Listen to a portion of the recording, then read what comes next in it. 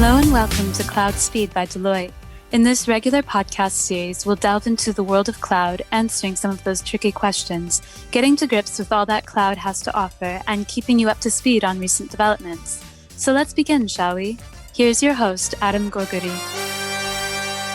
Good morning, good afternoon, and good evening, and welcome to our Series 3 finale of Cloud Speed by Deloitte. I'm Adam Gogarty, a director in our cloud engineering practice at Deloitte, and I'll be your host for this episode.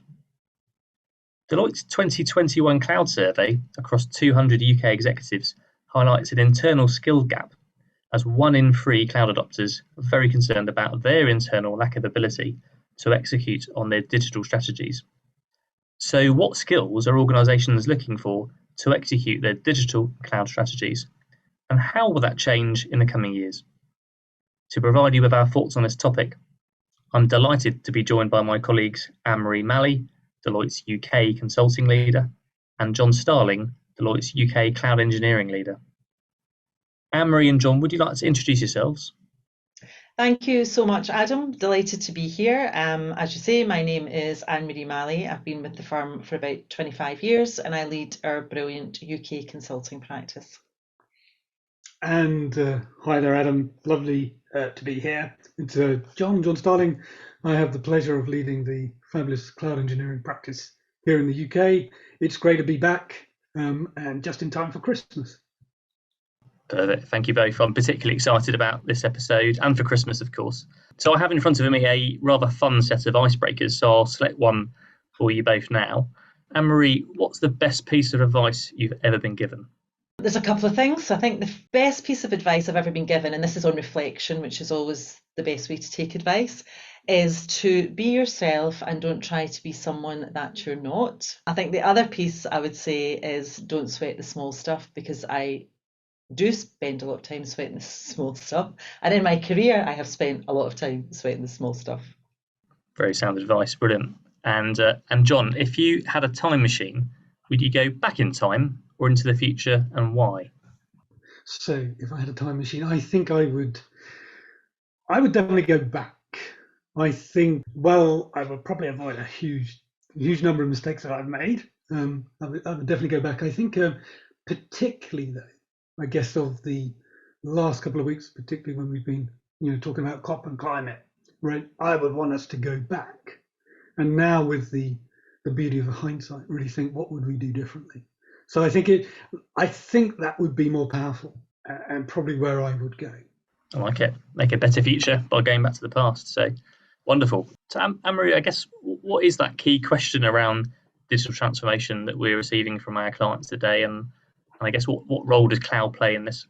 I think our clients are asking us what they should do around digital transformation. I think the last couple of years has catapulted a lot of our clients and their organisations into a world where they realise it's been a catalyst how much more digital they need to be so that they can connect in a digital way with their consumers, with their supply chain, with their suppliers, and also with their employees. I think from a cloud perspective, it's really clear that it will help to be the core solution to help support and improve productivity. Productivity is the thing we are talking to about our clients most. And from a cloud perspective, I think what we're doing, we've got questions that range from, can you come and talk to me about what cloud is and how it might be appropriate to me, to, we want to move to the cloud, come and talk us through examples of how clients have done this and how we can do it quickly. So I think there is an appreciation of the benefits that it brings around analytics, innovation, scalability, and also that connectivity piece. I also think the way in the how it supports remote working has become ever more critical, and remote working, as I think we all expect to know, is here to stay. So I think that cloud has got the potential to really turbocharge the uptake of new technology and technology adoption, and I think that this will have a direct impact on the economic and productivity growth across the UK. So that would be my perspective, John. John, what about yours? What are you hearing from clients, particularly around cloud? Yeah, no, so I'm definitely encouraged what you said, Anne-Marie, because I was just reflecting on the question, and I think now more than ever, I think our clients aren't talking to us about cloud and digital transformation separately, right? I think a couple of years ago, digital transformation, cloud, agility, data programs were all separate things that were happening in our client's business. And I think the experience of the last few years, I think the confidence that we've seen clients build in using cloud and the successes they're having, the sort of gaps are really sort of disappearing between those.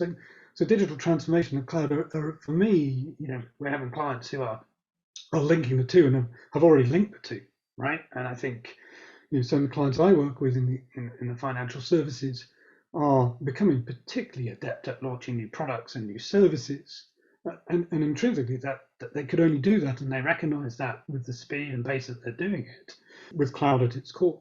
We've still got a lot of organisations as well who are thinking about, I want to get to the cloud, but it really feels now that people are starting to go, acknowledging the benefits of once I'm there, look at the amazing things that I can do for my business, how I can pivot, how I can react, and how I can scale in ways I hadn't imagined. I guess also in the marketplace, we're seeing, very notable sort of big scale deals being done, which if you look at them are backed on, tying up with the hyperscalers to drive scale transformation to organizations' businesses. And even for ourselves, I guess, Anne-Marie, when I reflect on Deloitte, we're starting to bring new products and services to market because of cloud. And so we're disrupting ourselves. Yeah. And that's been fascinating to see, and just great to be part of. So on that point, Anne-Marie, about our new product and service, I just wonder, any thoughts on how you see us building those skills to support that direction?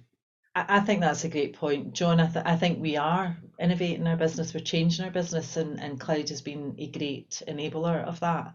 And what we really need to grow is our own capabilities around digital support. So I think, as you know, we've opened a number of technology-focused hubs across the UK. We've built out more in addition to what we had in Belfast, which has been a pretty thriving practice for some time.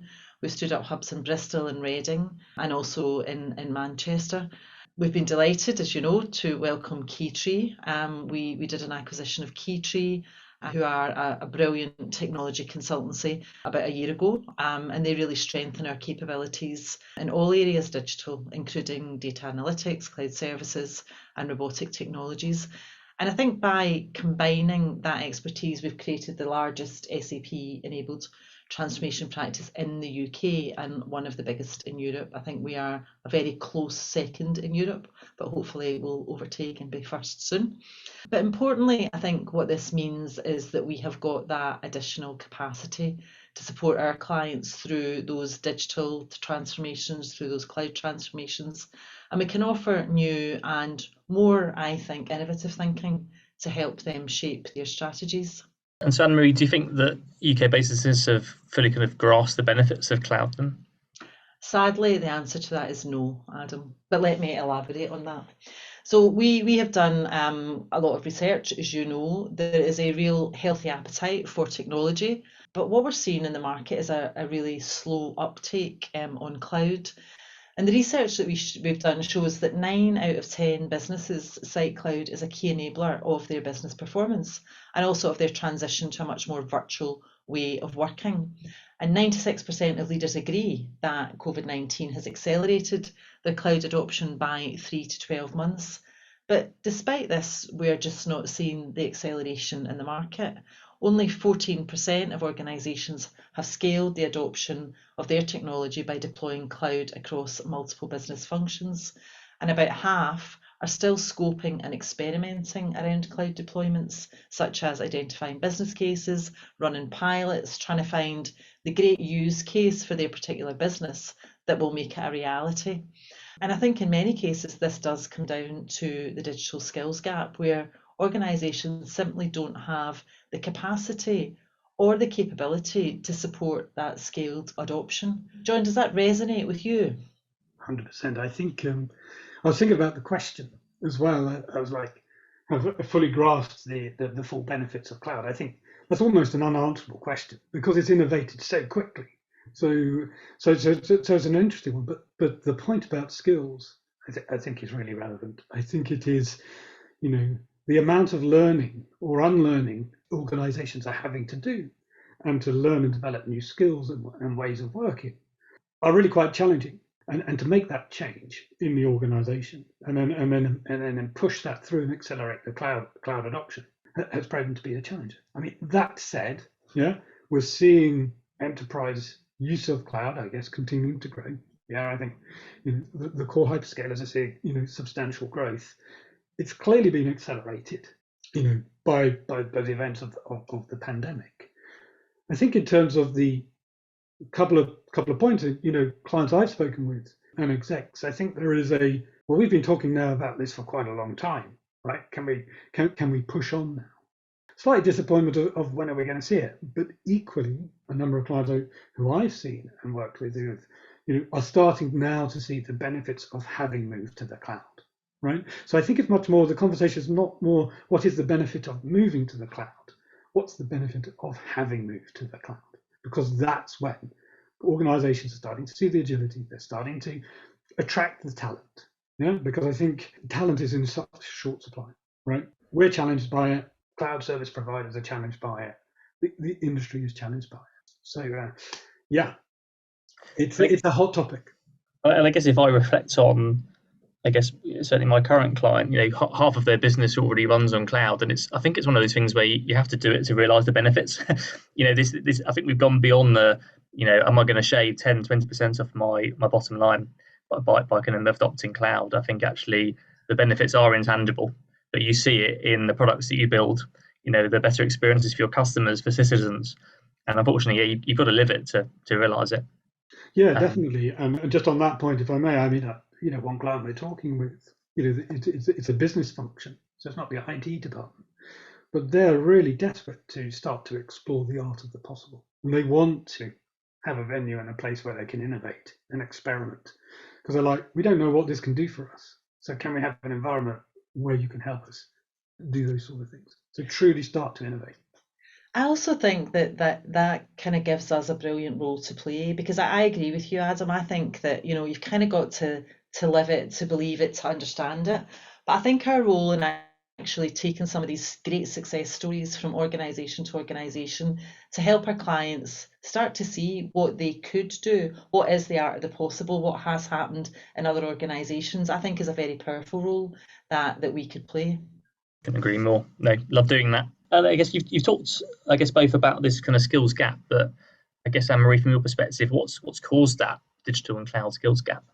I think a few different things. I mean, I think the phenomenal pace of digital transformation, as we talked about a little bit earlier, as an impact of the pandemic, where organisations have accelerated their move to digital quite significantly, be that their online platforms, their data, and underpinning that, the importance that they place on cloud infrastructure.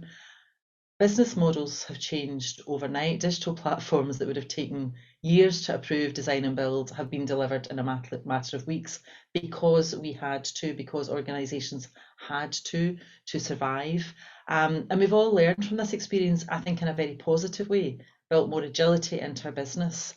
And in many cases, businesses just do not have the skills to support this. And in the future, I think big business in the UK has got to take on quite a serious role of building that skill through schools, through universities, through colleges, to make sure that the education system is equipping our students, our school leavers, with the skills that they need to excel in their future careers, that they can be part of developing this brilliant future technology that is going to be inspirational and really life-changing. I think businesses are alive to the threat of that digital skills gap. I think COVID has really exposed challenges around digital exclusion and privacy and security. And these are issues that we and many businesses are working hard to address. But there's some quite kind of stark research. So we did some research looking at the digital skills gap and the impact of remote working. And 37% of under 35s currently working from home say that they feel overwhelmed by the different technologies they need to use for work. And 29% say they don't feel confident using technology in their role. compared to an average of 22%. And there's something about that that's just not quite coherent for me, that we would have younger people feeling much more overwhelmed by technology than their potentially peers in different demographic groups. I think there is a role for big business to play a much more significant role in the education. We have huge, brilliant platforms for training digital skills. Let's have some kind of open system where we allow much broader access to that. And I think there are a lot of organisations that could do something similar. So there's something about us joining up collectively for the good of that education and that skills development. John, anything you would build on around that? I think looking at the skills and the challenges just in our own cloud engineering practice, I guess admittedly there's a low supply of people with enterprise experience. I think that is across the market. I think it's also one which is fueled a little bit by certifications. We could talk about certifications, and we drive a lot of people to get those, and they're really important to us. But we also have to combine those with, that experience and other characteristics, and that appetite to learn, appetite to experiment and innovate is just important. So, really finding those skills is hard. And I was surprised. I looked into how many university MSCs or bachelors of engineering around cloud computing are there, and admittedly there are some, but it's a surprising shortfall to the point you were highlighting. So I think we've got to get used to we're going to have to take a responsibility to help build those skills, to help train, to bring new people into the workforce who've got the right attitude, right? Because I think we could skill them up. And those are the sort of strategies that we discuss, particularly with our clients as they're grappling with exactly the same conundrum. Brilliant. I guess you've talked about some of the ways that as a society almost, or as a country, we can start to fill some of those skills gaps. But I guess, Anne-Marie, from a Deloitte perspective, is there anything that we're doing in particular? So, building on what John has said, I think first thing we should think about is that this is really positive. So although we've talked about the challenges, the pace of change is exciting. Where there's change, there's always opportunity, and we need to make sure that means equal opportunity. So rather than looking at skills development in isolation, we're looking at it more broadly. So we've got the digital technical skills development, but also what are the other skills that make somebody successful in technology, right? And we in Deloitte love the 3 C's, so critical thinking, communication, and collaboration. So I think where you can provide a platform to educate people on the how you work, using your problem solving skills, using your collaboration skills to get the best solutions along with the digital skills, that's where the whole thing comes to life, and you kind of create a skill set that is hugely employable and quite exciting. So we are doing that, and we're working with businesses like Salesforce is a good example to open up access to technology jobs as best we can.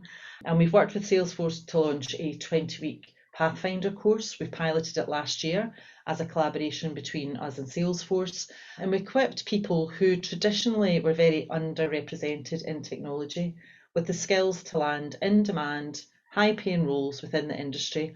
And Salesforce provide trainees with the free technical training and access to certification. And we provided the training that emphasised those 3 C's, the critical thinking, the communication, the collaboration, because when you put those two things together, you have a really great suite of employable skills. And I think that's what shows just what we can achieve when people who wouldn't normally have considered a technology career give it a go. We've opened up doors to give an opportunity, and we're rolling now this UK Pathfinder course every year. So we've got a great new cohort who've already started, and they'll graduate later in 2021. I think we need to do more of that. I think big business in the UK needs to do more of that, where we tap into cohorts of people who wouldn't necessarily have the opportunity to do this. We give them that opportunity and they fly, and we start to expand the digital skills across the UK. John, any other builds around that? Yeah, I think again, our focus, and I think advice to clients is, I think you have to hire the right motivated individuals and then equip them with the skills to be successful. And I think we should look for experience that is closely connected to cloud, but as long as you can secure people who've got that hunger to learn and that desire, then we're seeing that to be successful. And I was glad you said the 4 C's, because in my mind I was thinking, what do we look for? We look for attitude, we look for behaviour, and we look at ability to communicate. So I think that resonates really well. More broadly, I guess, driving skills. We have a very active program around fluency. We're encouraging people to experiment. And even in our own, working with clients and the disrupted groups, say in the infrastructure and operations teams, sort of talking to them about, you've got to learn new skills. Infrastructure team members have got to start to think about automation, thinking about how to code, all of those things. In terms of reaching down different channels, we're just coming out. We ran just recently our Cloud Academy out of Belfast. So we're, again, trying to reach out to people who want to start their careers in this area. We're bringing them in. We're taking the time to give them skills. They'll come into our practices, and then we'll continue to look to develop that. And a really exciting initiative is the Code First Girls that we've done as well. And whilst that may be focused heavily on software engineering, we're starting to shape and work with that group to bring in almost like cloud first girls as well. So really exciting initiatives there. I've certainly benefited firsthand from, I guess, having team members that have come through that Cloud Academy. It's fantastic, really. I mean, if you really could have focused that investment in people, really what they can bring to the table, not just to Deloitte, but to our clients. Well, thank you both for your insights on the future of cloud and digital skills. It is an exciting space for sure, but we're not quite finished, as I actually have a bonus Christmas question for today's episode. This time last year, we launched our special Christmas episode of Cloud Speed, and we asked our esteemed guests what their predictions were for 2021. So I'll summarise those for you now and ask you if you think they've come true. The first prediction we had on last year's episode, in fact from yourself, John, was that we will see larger scale cloud migration in 2021 with that acceleration of the digital future. So John, has that come true? Okay, be careful making predictions. So undeniably, right, there's clearly been scaling up into the cloud as we imagined and as been necessitated. I think, was it exactly how we imagined it? Yeah, possibly not. The number of scale migrations, wholesale scale migrations probably hasn't taken off. There are clients we're working with who are absolutely doing those sort of things. But if I step back and zoom back and say, well, cloud adoption, 100% that has grown. Particularly the point of that is, and I guess as I look forward, is that point we discussed earlier, that there's now, I would say, a growing comfort across not only the technical communities, but the business communities of, cloud, the business case, the intangible benefits, right? So, if anything, I hope people will probably be, organizations, less time writing business cases to move to the cloud and start to just get to the cloud, right? So that would be, a cautious response to, did my prediction completely right? Smoothly handled, John. That could have gone badly. So I guess our second big prediction was that the distributed workforce was here to stay. So Anne-Marie, how accurate do you think that has been? I think it's been hugely accurate. I think sitting here today, there are some of us in the office and there are some of us at home. And that's how it has been for the entire last year. And I think that is how it will continue probably well into next year and beyond. I think what we proved through moving into lockdown was that we had the technology to work virtually. We always had it. We just didn't execute against it or with it at speed. And when we had to, we did. And I think there is a lot about life now and the way that we work that people love. And there's a lot about working 100% virtually that people miss. So I think we will end up in a very blended place where we come into the office for moments of collaboration, innovation, personal development, networking and social, to be perfectly honest. So I think that was a brilliant prediction by the lovely Sam Ailing, and I think that we will continue in that vein. And I really did like, John, the fact that your prediction didn't quite work out, but I agree with you, it will absolutely work out for this year. Perfect. No, agreed. And I guess, therefore, what is your big prediction for 2022? Maybe starting with yourself, Anne-Marie, and we will come back to this next year. So I think our predicted, I'll call it avalanche of the cloud will happen. I'm actually with John in this. I think that there is a although it's been frustratingly slow this year, I think there is enough interest, momentum, and appreciation of the benefits around, productivity, inclusion, all of that, that we will see this market grow very, very significantly. I think that big business will also get its act together in terms of working through how we can support the development of the digital skills at every level in the UK so that we can service the demand that we have. And I think that is a brilliant employment opportunity for many people in many different kind of demographics.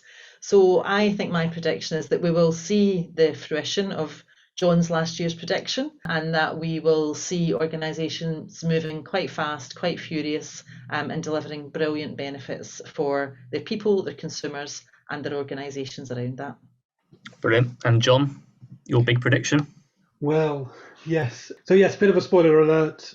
Soon we'll be launching Tech Trends 2022. Just in that, I look back and we've been talking about cloud since 2010. Yeah. So not wanting to give too much away about our predictions, but let me give you a couple in there. I think, firstly, I think we will start to see industry-specific sort of solutions vertically integrated, really starting to accelerate digital transformation, right? So coming to market of, top to bottom, integrated solutions to really help sort of refresh organizations' infrastructure and help them really springboard into the digital transformation that we talked about. It's going to be a big year for continued automation and coding, undoubtedly. And then finally, I think, and I mentioned it at the top, I think this year we are going to see much more focus around sustainability and climate. I think we on the CSPs will continue to look for ways to innovate around their service offerings. I think there'll be close attention to what they can do to hit their net zeros. I was amazed to see that Amazon, obviously, the largest in the public cloud providers, I was amazed to see that they are the biggest consumer of renewable energy, right? Really fascinating to see that. So I think increasingly people are going to be starting to turn and thinking through, how can cloud help me pivot my infrastructure, and also have to pivot my operation to really accelerate that hitting our net zero targets. I'm not going to be held to that. Yeah, I'm enthused by that. But there we go. If you're really interested in our predictions for the future, headline message 2022 Deloitte Tech Trends be out soon. Brilliant. Well, you will both be invited, I'm sure, to next year's Christmas episode, and you have to answer to your predictions. Hopefully they do come true. I certainly believe them. But look, thank you both again so much for your time. Thank you so much, Adam, and wishing a very happy festive season, restful festive season to all. 100%. Happy holidays to everyone. Before we close off, we do have a round of cloud updates, this time coming from Satish Natarajan, our AWS Lead Solutions Architect from Deloitte. Over to you, Satish. Thanks, Adam, and hello to our listeners. This week, I'll bring you some of the exciting list of announcements that came out at AWS reInvent this year. For those not familiar, reInvent is AWS's annual showcase of all things cloud, primarily aimed at the AWS technical community and AWS partners. The event provides a unique opportunity for learning, networking, and collaboration. This is one of the biggest conferences in cloud, and it typically sets the tone for the next few months of cloud innovation. This year's event moved to a hybrid mode with both an in-person event and a virtual setting spanning over 5 days. There were a significant number of product announcements made each day, so I'll bring you the top 3 updates that I feel set the tone for this event. First off, we have AWS mainframe modernization. AWS have been working hard in providing tools to help customers make the transition to cloud. Starting off with their offering that connected on-premise to cloud, like Direct Connect, Storage Gateway, etc., or moving data from on-premise to cloud with the Snow family, or bringing AWS to the on-premise environment with Outposts. But there was still a barrier for customers to move to cloud with legacy mainframe systems written in legacy software languages like COBOL, proving difficult to refactor and move that easily. Hence, at this year's reInvent, the CEO of AWS, Adam Selipsky, launched AWS Mainframe Modernization, a unique platform for mainframe migration and modernization. It allows customers to migrate and modernize their on-premise mainframe workloads to a managed and highly available runtime environment on AWS. This service currently supports two main migration patterns: replatforming and automated refactoring, allowing customers to select their best fit migration path and associated tool chains based on their migration assessment results. The next striking announcement is the move to on-demand serverless offerings for key analytics services: Amazon Redshift, EMR, MSK, and Kinesis. AWS is clearly reacting to customers' requests. Customers don't want to worry about the infrastructure that comes with running key analytics services. What this means is, in addition to doing away with having to manage clusters, users will also only have to pay for resources that they use. Taking Redshift as an example, that means users will only pay when the data warehouse is in use, not when it's sitting idle. Similarly, Kinesis, AWS service for handling streaming data, now offers a fully managed on-demand mode. With this new capacity mode, the service can automatically scale according to data traffic. And last but not least, AWS has made AWS Data Exchange for APIs generally available. Now, this tool allows customers to subscribe to APIs in Data Exchange, call them using AWS SDK, and govern from any AWS API calls like IAM and CloudTrail. This removes the need for customers to do bespoke API integrations with each vendor that they work with, because now they can call third-party APIs the same way they call any other AWS service. I won't be doing justice to all the announcements made at reInvent, so I'll post a link in the description to the AWS Top Announcements page, so you can see all the updates shared at reInvent. And those were some of the key highlights from reInvent 2021. If you're interested in similar topics, why not read some of my blogs on LinkedIn? Follow me on @SatishNatarajan. And with that, I wish you all happy holidays, and it's back to you, Adam.